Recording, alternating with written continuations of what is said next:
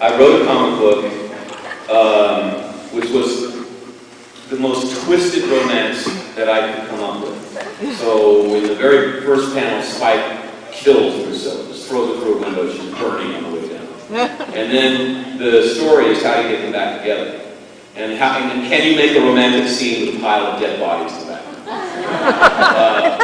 And I thought that I delivered a good script. Chris Bolton and I wrote it, and I thought that it was a good script. But they drew the characters really hideously ugly. And in a romance, the way the thing works is that all the guys have to want to be the guy character, and they have to want to kiss the female character, or a gay person, you know, like, whatever, you have to want to be one of them and want to kiss the other one. Yeah. And if you draw them very, very hideously ugly, the whole thing starts to break apart, and it doesn't really work. The machine doesn't really work correctly. And so I felt like, man, you know, that was a successful comic book, but if you would have done what I told you, it would have been twice as good. Because I'm used to producing theater. I'm used to, when I say, do this thing, people do it. And then the audience loves that. It always works when I get my way.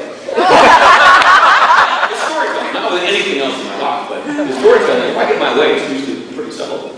And they drew it hideously ugly. And so I was kind of angry about that, but then I had to go to Juliet Landau and explain why I got involved with something that portrayed her so much less beautiful than she really is in life.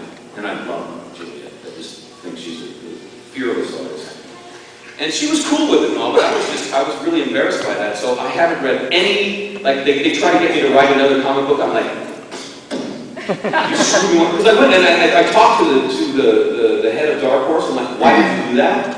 And he said, well, we've been wanting to treat the characters of Buffy in that vein, in the real goth kind of vein, and you and Drusilla were the only ones that were popular enough to do a comic book on that didn't have the legal protection that the actual cast has. And I was just like, I'm glad you were honest about that. But I haven't, they keep calling me and I'm not going to write for them again, and I have to write one comic book on Buffy because I'm a proud stupid man.